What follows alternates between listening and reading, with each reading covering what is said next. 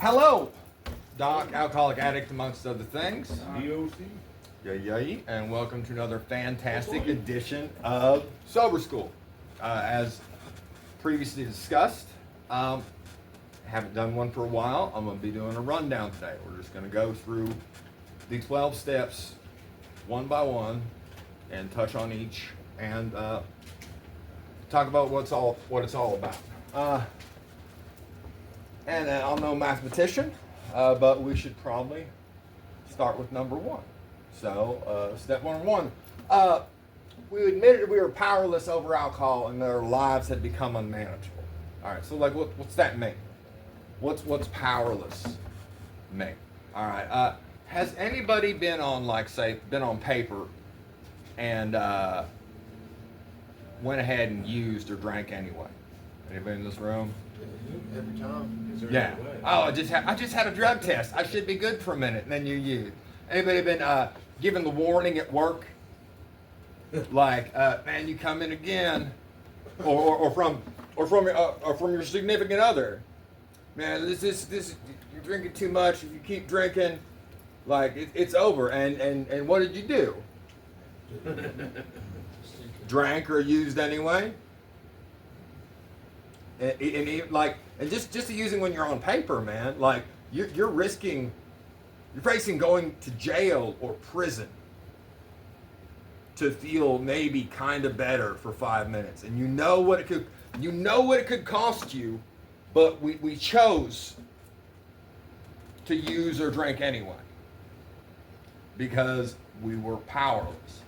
Like a person who was in power, who was in control, if faced with, oh man, do you want to do this or risk going to prison? They would say, yeah, I'm not going to risk going to prison. We're not those people, or we weren't.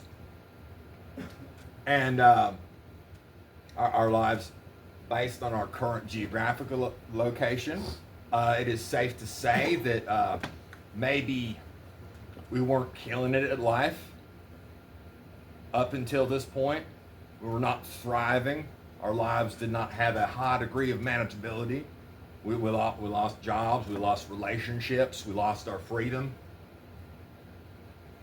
Like, and that's why we're here.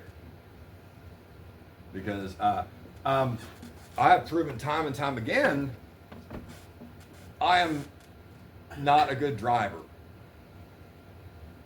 Literally or figuratively. Like I'm not the best driver of my life. Like with me driving and trying to control where my life goes, it goes one of three places. It goes to jail, to institutions, and death. It's nice to have options, but those are kind of shit options. All right, so I would say we qualify for step number one. You guys are in solid company here. All right, we're all in this same boat together. All right, so 2, came to believe power greater than ourselves could restore us to sanity. All right, well, what's that mean? Okay, maybe my life, I'm speaking for myself, maybe my life would go better if somebody else drove. Because I keep hitting curbs and mailboxes and freight trains, winding up in the ditch, upside down, with me driving my life. So maybe, just maybe, I should be the one driving my life. Because historically, based on my research for the past 40 years, me driving has not ended well at all. Like, even when I did get something good going on, I was the one who drove it in the ditch again. Especially when I had something good going on. I would be the one to cause it to self-destruct. And so, it restores to sanity. What's insanity is doing the same thing over and over again and expecting different results. So maybe let's try something different, i.e., letting somebody else drive. 3, made a decision to turn our will and our lives over the care of God as we understood Him. 1, I take objection to this, kind of misogynistic. Why has it got to be Him?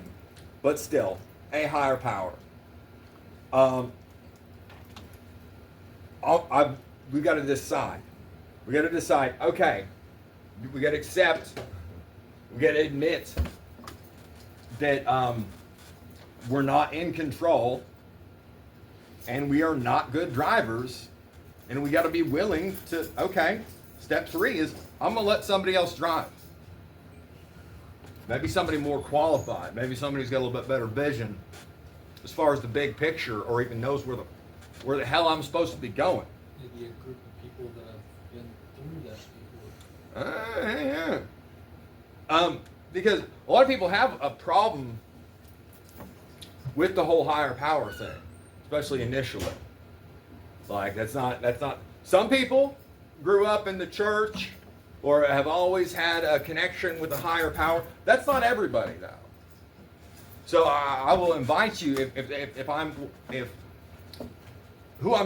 you're who I'm describing right now, where you have a problem with the whole God or higher power thing, initially,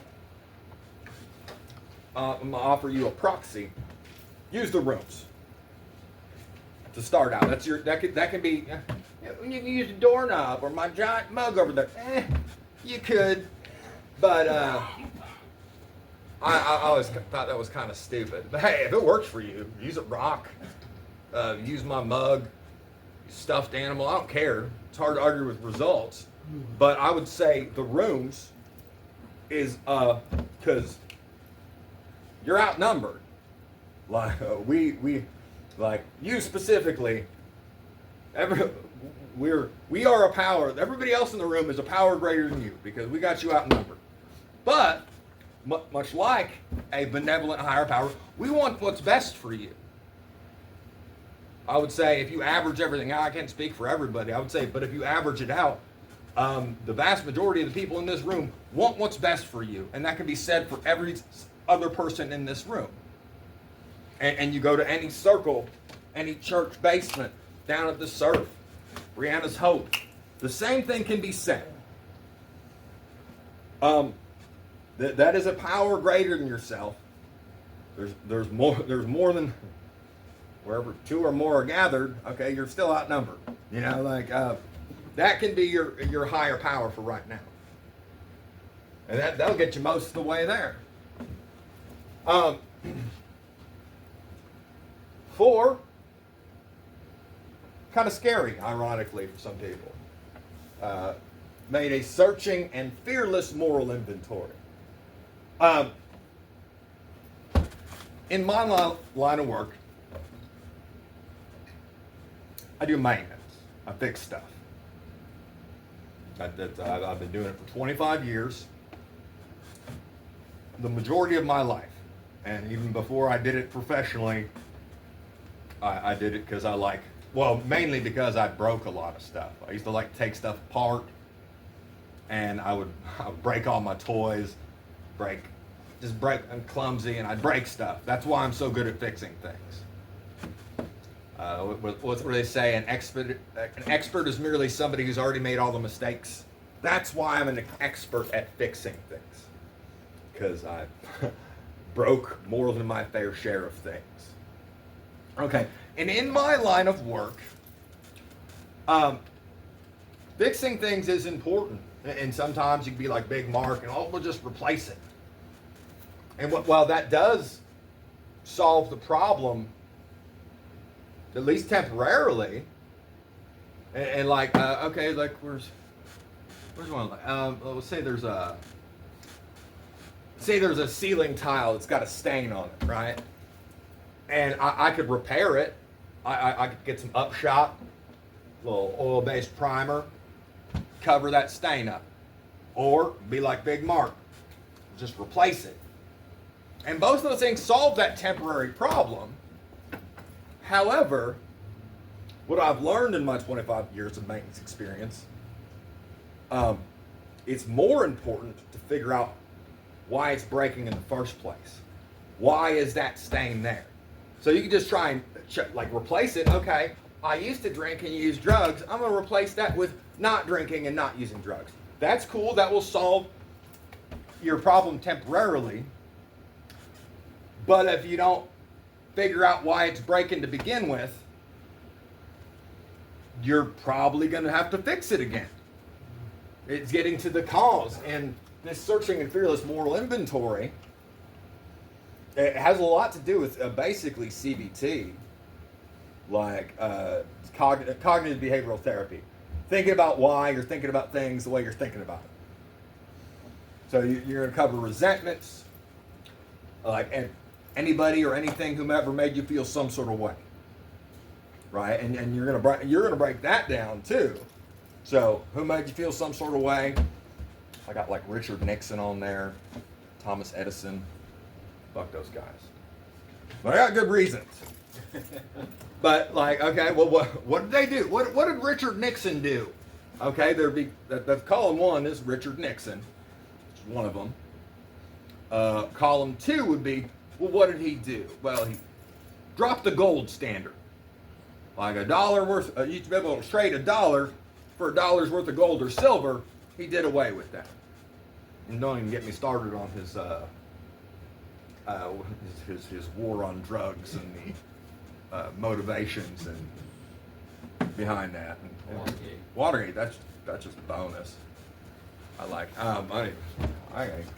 get where he's coming from there. Still a shitball, but I'm more pissed off about the gold standard than anything else. So, and then column 3 would be, what part of me does that affect? Financial well-being.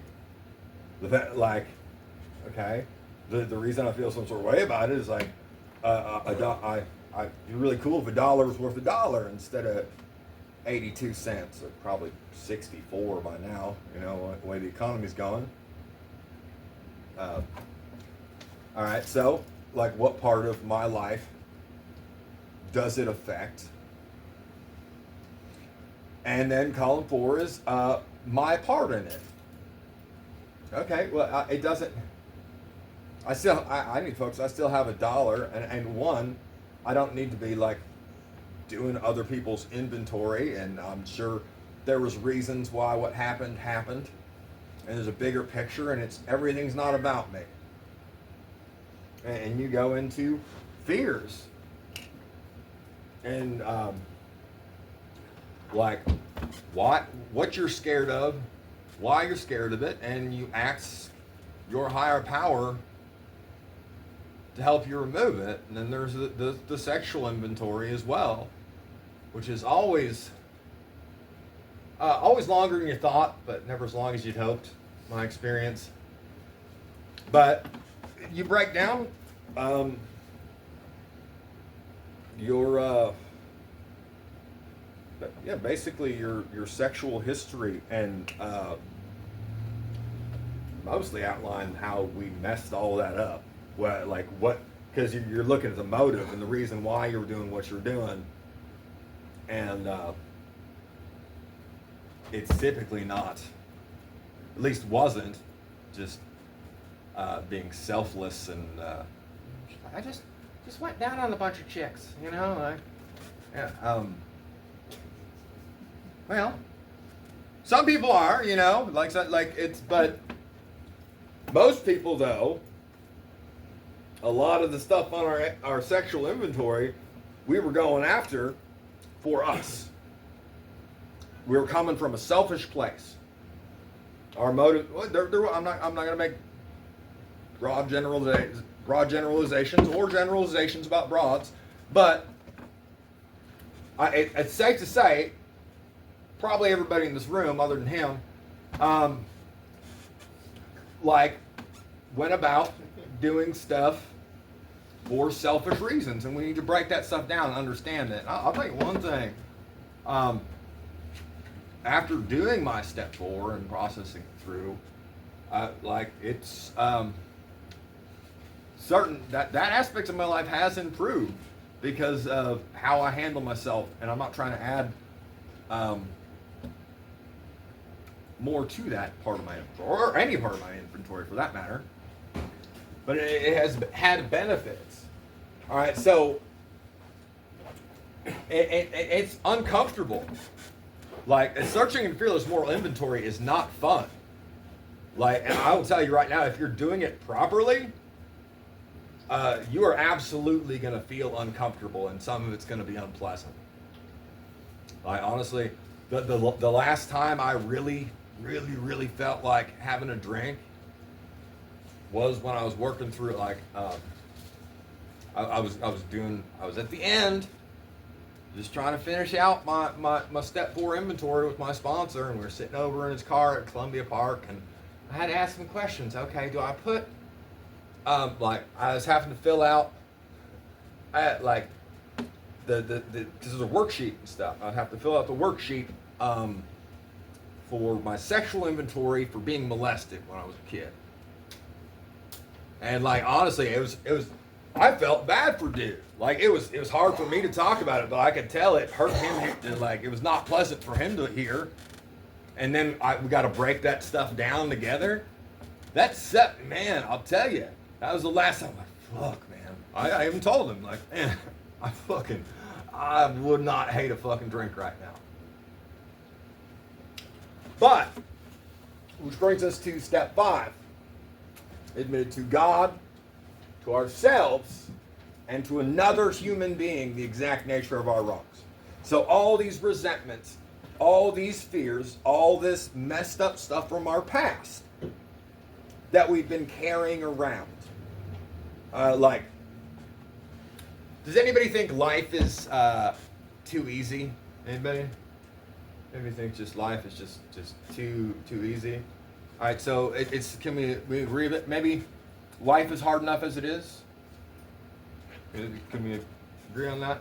All right. So resentments are like bricks you're putting in your backpack. They're weight, they're burdens we're carrying that do not help us in any way, shape, or form. And we are making a choice, a conscious or subconscious choice, to carry these burdens when we don't have to. There's not a single resentment in anybody in this room's inventory that is helping you in any way, shape, or form. These are all burdens we are choosing to carry. We don't have to feel some sort of way about anything. And the easiest way to not carry resentment, not pick it up in the first place. So, like, after finishing my step 4 inventory, it was a Sunday.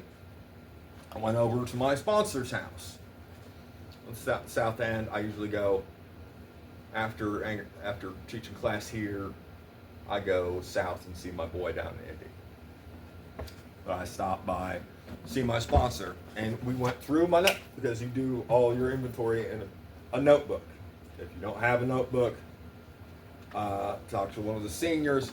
They will get you a nice little college ruled notebook. If you need any help, how to lay it out when you get to that point, happy to help you. But all that stuff that you felt some sort of way about, all those things that you were afraid of, all those interpersonal relationships that you didn't handle properly, all these burdens that we've been carrying around for years and usually using or drinking so we didn't think about them, or if we couldn't not think about them to numb how uncomfortable they made us, you break it down. You go, like, all that stuff, you unload every single brick out of your backpack with somebody else.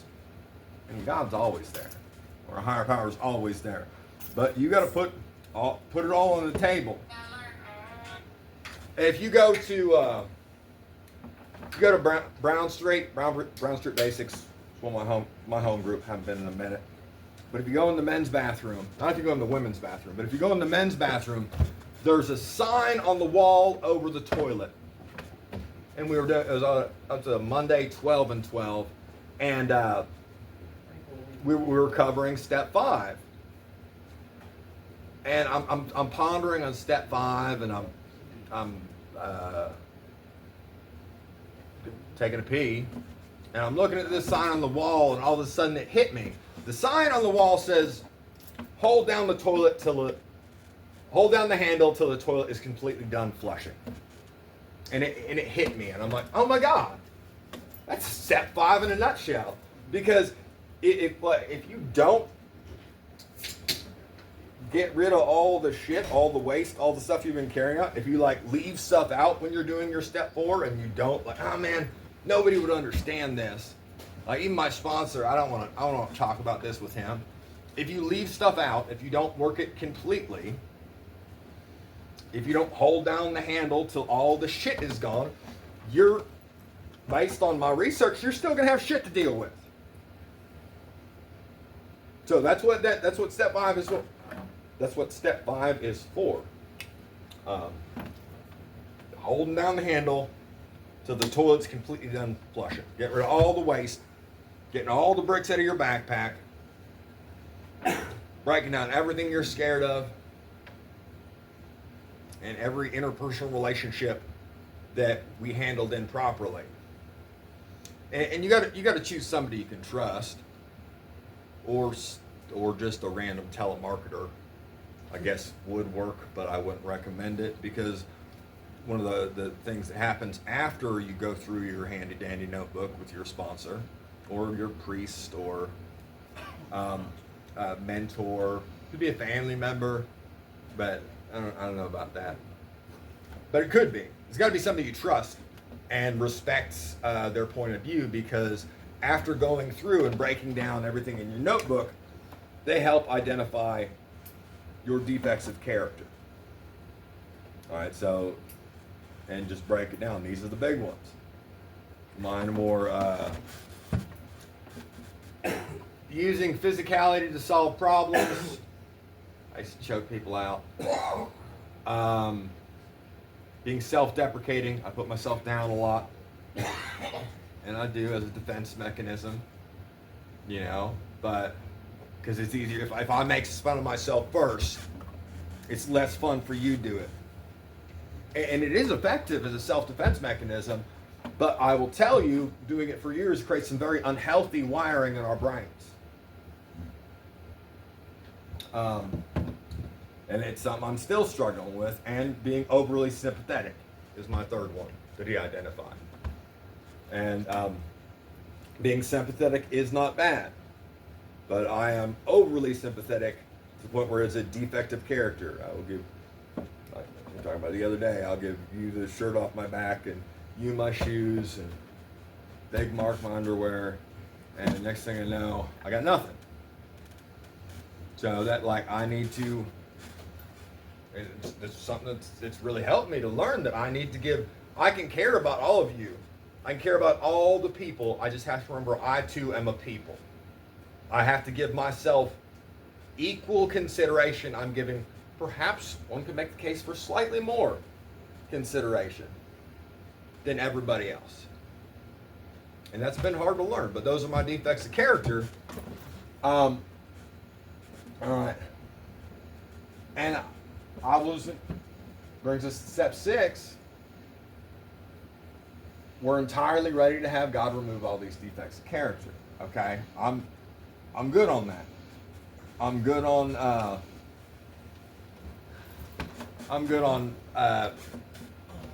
hurting people to solve problems.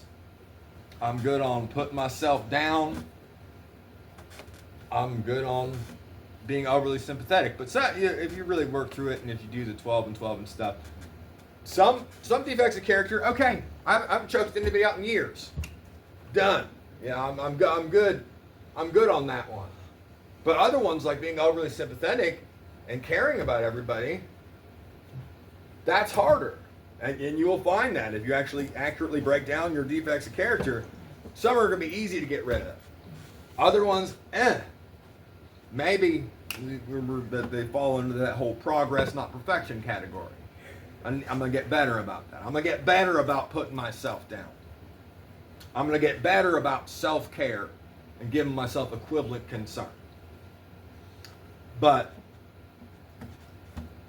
I'm entirely ready to make a change.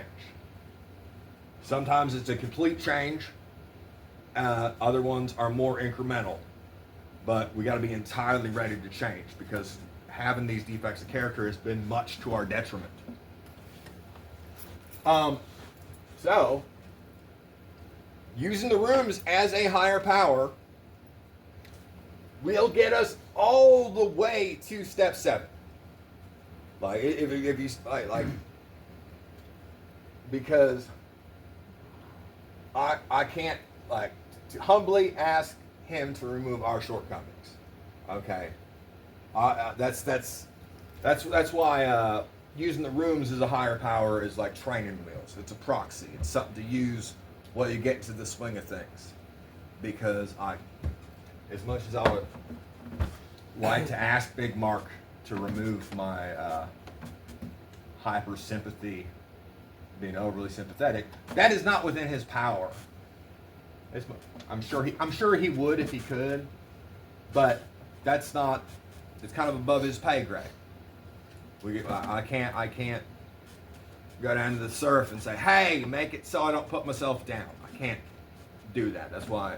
But hey, man, that's halfway there.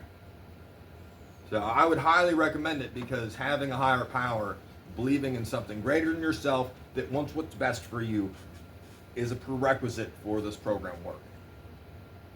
If you're truly trying to diligently work these steps. So, hey, it's available to you. Teamwork makes a dream work. We got your back. And we outnumber you. All right. So, okay. Ask. Like, hey, man, I'm God. I can't be. I don't want to use physicality to solve problems anymore. I don't want to put myself down all the time anymore. Because it's messing me up inside. I don't want to put everybody, I don't want to always put everybody ahead of myself because I should be concerned too. God or higher power, please help me to do that. Help remove these defects from me. And in my experience, it has. I will still put myself down every once in a while. But when I do it now, I see what I'm doing. I catch myself. Oh, I see what I'm doing there. I'm mindful, and I kind of pump the brakes on that. And just that's that CBT aspect of it rearing its head again. I'm mindful of what's actually occurring, what's going on here, why I'm thinking about things the way I'm thinking about them. And we've all done. I don't want to make assumptions, but if we're playing the odds here, it's safe to say that probably everybody in this room that has done some things we're not proud of. You know, we've done some shitball stuff. Everybody has. There's one guy I can think of who didn't do any shitball stuff. You know, but he hasn't been around for a minute. Everybody else got some dirt in their ledger. You know, has some stuff in their notebook. So, step 8, sorry, we're going to make a list of all person we'd harmed and became willing to make amends to them all. From step 8 on, the modifiers, the qualifiers become very important. And like, you're going to become willing to make amends to them all. So we got to break it down. All the people, and a lot of them are going to be in our step 4 inventory. Quite honestly. Like, so you think, oh man, it's such a big list. Honestly, if you do your step 4 right, and you're really looking at your part of things,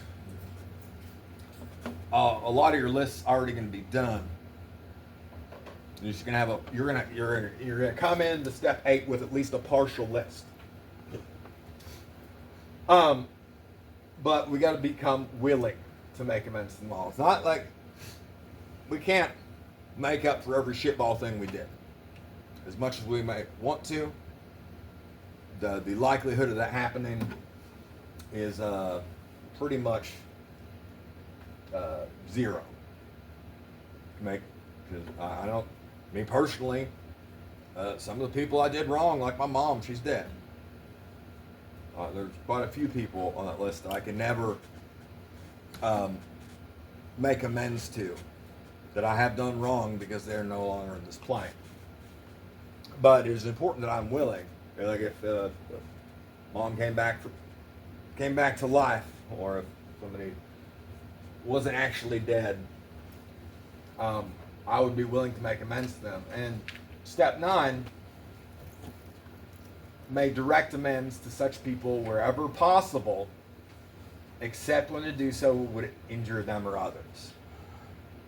Like that qualifier there is pretty important and profound. And there's certain ones, okay, like my mom. I can't tell her, I'm sorry, I can't do the whole amends process with her, where you're like, yeah, I apologize. Man, I'm sorry. If I was doing an amends with my mom, I'm sorry. Hey, I'm sorry I put you through so much, like pretty much my whole childhood, and especially when you were going through cancer. And then the next part would be, I'm supposed to ask her how that made her feel. And the last part would be, did I miss anything? Because oftentimes you'll find that you're trying to make amends for something. They don't even care about, you borrowed $100 and it didn't pay it back. Granted, that is wrong. They don't care about that. But man, you forget you slept with my sister and stole my catalytic converter. It could be something totally different. So it's important to check in if you're actually making those amends. But we need to be careful when we're not injuring. So okay, I slept. Let's say I slept with your wife or something, and that was wrong. That does deserve an amends. I should probably pray on that. But if you guys are still together, maybe I don't go and tell you, okay, yeah, I'm sorry I slept with your wife 10 years ago and now they get in a fight and get divorced, because that would be injurious. It's not. It's about do no harm comes into play here, by action or inaction. You don't you can make things better, but only if they're not going to make things worse. I don't know if I agree with that. Do tell. I mean, if his old lady's fucking other people and you don't tell him, that's kind of bogus as shit, really. I'm not saying it's not bogus. All right, but If he goes in and shoots her, I guess that could be bad. in this instance, I slept with your old lady when you guys were just dating, right? 10 years ago, I got drunk and we hooked up, right?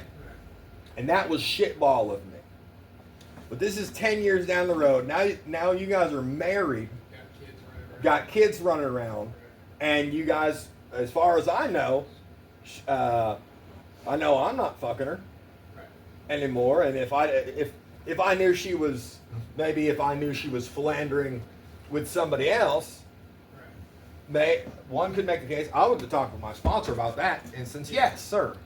Well, what if you both were fucking together in the beginning and that's what you wanted, and then she got married? So why would you be a shitball then? Because you both were doing it. So why would you hold that against you? Well. No, well. Well, You both were wanting the same fucking thing. So you can't say that you're going to knock yourself down just because you fucked a girl, now she married your best friend. Well, if she was with my best friend back then, even if we both wanted that, that's still a fucking kind of a dick move to my best friend. If they were. Yeah, Yeah. if they're like not just not married, maybe just even yeah, dating. yeah. Still If they're shit. dating, let's say they were Even dating, if she wants. but now they're married, and as far as I know, they got kids and things are going good. It would be a dick move of me now to okay, you've created a life together for 10 years and you got kids and stuff, little rugrats running around, and now I'm gonna fucking fuck your whole life up to make myself You feel mean I better. gotta go back and make amends to all these motherfuckers? If it, I'll tell you, everybody. wherever possible, except when to do so would injure them or others. Them's the rules. And sometimes when it's not possible. You mean clear back into high school? All right, if you're still friends, if they're your They're Facebook still friends, alive, sure. yes, Marcus. I'm fucked. Yeah. We live an amazing time for making amends. Yeah, get on. Oh man, you fucked somebody over in high school. Fucking Facebook. Beep beep beep boop bop bop beep. Hit them on X, Instagram. But with what he was saying, my parents always told me, if you don't want the drama in your life, keep your fucking mouth shut and keep Thank your you nose very down much. and stay out of the fucking way.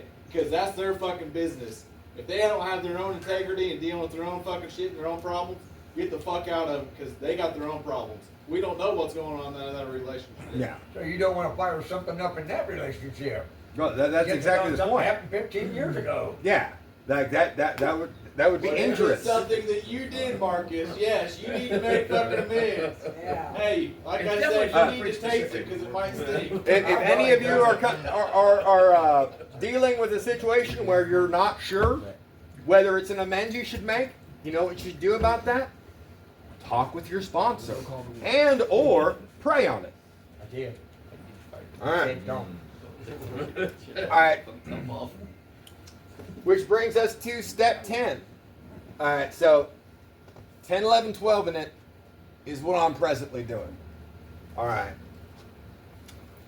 10, continue to take personal inventory, and when we're wrong, promptly admit it. Like, it's step 10 is about not adding to our step 4 because that's ongoing. Every once in a while, I haven't been adding any new people to it, but every once in a while, I'll remember another resentment, and I'll put it in my notebook, and I'll break it down into 4 columns just like I did everything else because I want to understand why it's broken. That way, that's the best way to prevent it from getting broken again. And like I literally, I don't know if you notice this about me, I got a bunch of shit in my pockets at all times. I got tools, I got giant keys, I got a bunch of stuff. And every night when I get home, when I'm unloading my pockets, taking my physical inventory, I'm taking my spiritual inventory of how I handled that day. Is there anything I missed? Did I add anybody to my step 8? Did I add anybody to my step 4?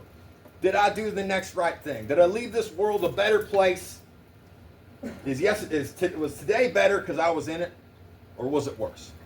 Okay, and I break that shit down every day, and I do it again when I'm putting stuff back in my pockets because sometimes maybe I might remember something after I had a good night's sleep.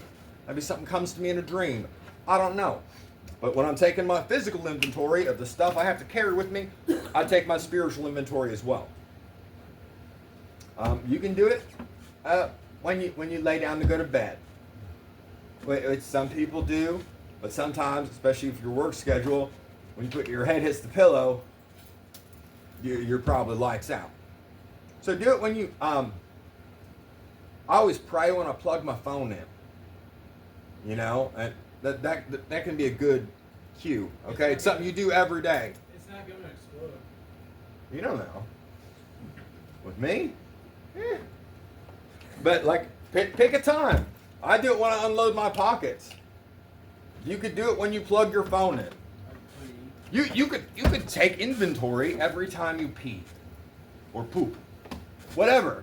Like pick a time, assign it. Find something you do every day, and devote that time. Like when you're going number 3, yes. Do you pray while you shit? Because like Sometimes. Like sometimes I'll be like sitting there, I'll be like talking to God, right? And I'll be duking, and I'll be like, man, is this right? Like, 100%.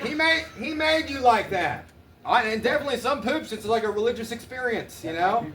Like I feel moved. This bowel movement's got me feeling moved. I don't care. God made you like that. You think God doesn't see your butthole anyway? It doesn't matter. He made you an asshole. Yeah, He made it like that. You're fulfilling His plan. You know, I don't like. It says in the good book, pray ceaselessly, even while pooping. Especially while pooping. I mean, You know, I don't think God would be mad. I don't think the universe would be mad that you're pooping, like multitasking. It's like, I don't care. Like, I don't care what you call your higher power. I care that you call them. All right. So yes, prayer pooping, 100% cosign. I could be wrong. Probably get blown up on the internet. But if we're going to step 11, sought through prayer and meditation to improve our conscious contact with God as we understood Him, or them, praying only for knowledge of His will for us and the power to carry that out. Like, this is super important. And praying is important. It's a big one. Praying is you talking to your higher power. That is super, super important. Like, hey, man, I'm dealing with something. If you're still having a little bit of a rough time with the whole higher power thing, pray like, to whom it may concern. You know, if anybody is listening, I'm really struggling with this. You know, and the meditation side of things is you listening for your higher power, which is arguably, possibly even more important. You ever know one of those people who just talks all the time and they don't even like give a fuck what you have to say? Don't be like that with God. Like, you ask God questions. Do you want advice from God? You want to know what God wants you to do, and you tell him, hey God, tell me what to do, and then you don't shut up and listen so you can find out what He wants you to do. And I don't believe that God is talking to me through my Pandora playlist, but I do believe that sometimes God makes me pay attention to a song on my Pandora playlist and think about it a certain way for a reason. Like, people who the radio talks to them, that's called schizophrenia. Yeah. Checks out. Yeah, we're on the same page. Oh my God. Did you hear about the schizophrenic guy who tried to kill himself? He said it was self-defense. But no. The whole, like, you got one mouth, two ears type stuff. It's very important for you to talk to your higher power if you're dealing with something. And if something good's happening as well. But it's arguably more important to listen to what He would have you do about it. Because if you're not listening, like, so much of my job is listening to stuff and paying attention to what's going on. Like, if you're really praying for knowledge of His will for you, like the big three, like I always talk about, protections, corrections, and directions. Keep me safe. Make sure I'm doing the next right thing, living correctly. And directions, put me where I need to be. And if I'm doing this and making sure I'm not adding anything to my other inventories, I'm doing the next right thing, and I'm praying only for knowledge of His will for me and the power to carry that out, it doesn't matter what happens. It doesn't matter where I'm at. If those things, those qualifiers are there, that's where I'm supposed to be. Doing what I'm supposed to be doing. And it's huge. Like, we're talking about, was it expectations today in the morning meditation? Yeah. So, like, we used to expect things to happen. I expect to get this. I expect to be treated with respect. I expect, like, I worked for this guy for 5.5 months. I expect him to pay me. You know? And expectations breed disappointment. But now, working this program, I don't expect things to happen. I expect things to happen. It sounds the same, but it's entirely different. It's going to be like that. Life on life's terms. Life steadily be life, and stuff's going to happen. The manageability afforded us in the first step, or or described in the first step, is not everything is going to be manageable as far as everything's going to break your way now, and you're going to win the lottery and marry a supermodel and drive a Maserati. That's not what that's talking about. You're not going to be like super wealthy, guaranteed. That's not the manageability they're talking about. It's manageability of expectations and our reactions to what's going on. That's the big difference. And having had a spiritual awakening, step 12, they call it the Jedi step. Pretty fucking boss, right? Alright, having had a spiritual awakening as a result of these steps, we try to carry this message to alcoholics or addicts and practice these principles in all our affairs. All day, every day. That's why I'm here. Like, cause I thought this was a bunch of bullshit. So I did this diligently to try and prove as it was a bunch of bullshit that this was all a cult and just some new age malarkey. And much to my surprise, I did the things diligently